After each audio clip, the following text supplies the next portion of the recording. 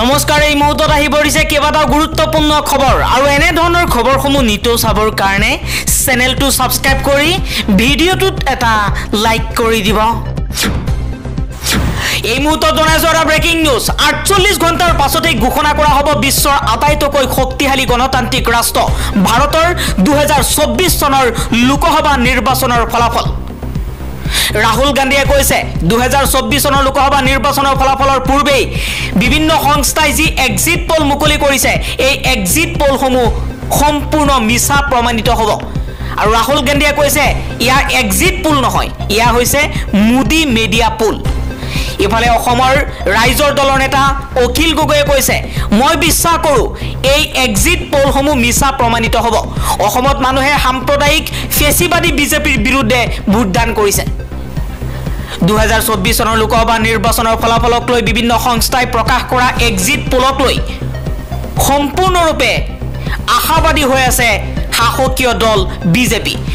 বিজেপিয়ে কৈছে এই এক্সিট পোলে যি দেখুৱাইছে তাতকৈও ভাল ফলাফল আমি লাভ কৰিম, ৪০০তকৈও অধিক আসন লাভ কৰি আমি একক সংখ্যা গৰিষ্ঠতাৰে বিজেপিয়ে চৰকাৰ গঠন কৰিব। হয়, ২০২৪ চনৰ লোকসভা নিৰ্বাচনৰ ফলাফল এই এক্সিট পোলৰ ওপৰতেই নিৰ্ভৰশীল নহয়।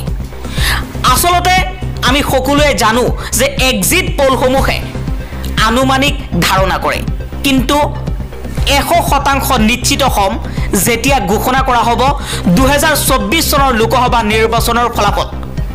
৪ জুনলৈ আমি অপেক্ষা কৰিব লাগিব সম্পূৰ্ণ শুদ্ধ নিৰ্বাচনী ফলাফল পাবলৈ হ'লে। এই এক্সিট পোলসমূহৰ কথা কেতিয়াবা সঁচা হয় আৰু কেতিয়াবা মিছা হয়। পৰৱৰ্তী খবৰ, পুনৰ এছিয়াৰ আটাইতকৈ ধনী ব্যক্তিৰ তালিকাত গৌতম আদানী। মুকেশ আম্বানীক চেৰ পেলাই এতিয়া এছিয়াৰ আটাইতকৈ ধনী ব্যক্তি হিচাপে পৰিগণিত হৈছে গৌতম আদানী। আন এটা খবৰ, ঘোষণা কৰা হৈছে অৰুণাচল প্ৰদেশৰ বিধানসভা নিৰ্বাচনৰ ফলাফল। ৬০খন আসনৰ ভিতৰত ৪২খন আসনত জয়লাভ কৰি একক সংখ্যা গৰিষ্ঠতাৰে পুনৰ শাসনলৈ আহিছে বিজেপি।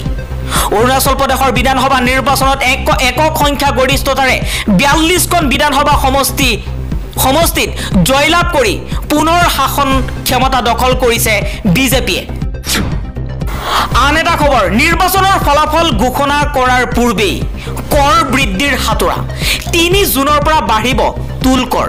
৩ জুনৰ পৰা ৰাজ্যৰ ৬খন টুল গেটত বৃদ্ধি পাব টুল কৰ। পুনৰ মাদমাৰ সাধাৰণ জনতাৰ ওপৰত। মদনপুৰ, মিকিৰাতি, সাতগাঁও, নাজিৰাখাট, বালাচেৰা, মাণ্ডেৰদিছা, ৰহা টুলগেটত বৃদ্ধি পাব টুলকৰ। ৫ টকাকৈ টুলকৰ বৃদ্ধিৰ সিদ্ধান্ত ভাৰতীয় ৰাষ্ট্ৰীয় ঘাইপথ প্ৰাধিকৰণ। পৰৱৰ্তী খবৰ, গুৱাহাটীৰ দাঁতি কাষৰীয়া অঞ্চলত স্থাপন হ'ব ইণ্ডিয়ান ইনষ্টিটিউট অফ মেনেজমেণ্ট, চমুকৈ IIM। আজি পুৱাৰ ভাগতেই প্ৰধানমন্ত্ৰী নৰেন্দ্ৰ মোদীয়ে অসমৰ বাবে এই সুখবৰ প্ৰেৰণ কৰিছে। অসমৰ মুখ্যমন্ত্ৰী হিমন্ত বিশ্ব শৰ্মাই কিছু সময় পূৰ্বে সামাজিক মাধ্যম যোগে প্ৰকাশ কৰিছে এই কথা। গুৱাহাটীৰ দাঁতি কাষৰীয়া অঞ্চলত স্থাপন কৰা হ'ব Indian institute of management IIM। পৰৱৰ্তী খবৰ, অসম উচ্চতৰ মাধ্যমিক শিক্ষা সংসদৰ অধ্যক্ষ ৰুক্ম গোহাঁই বৰুৱাৰ কাৰ্যকাল বৃদ্ধি। পৰৱৰ্তী নিৰ্দেশ নিদিয়া পৰ্যন্ত বাহাল থাকিব এই সিদ্ধান্ত। বিদ্যালয় শিক্ষা বিভাগে গ্ৰহণ কৰিছে এই সিদ্ধান্ত।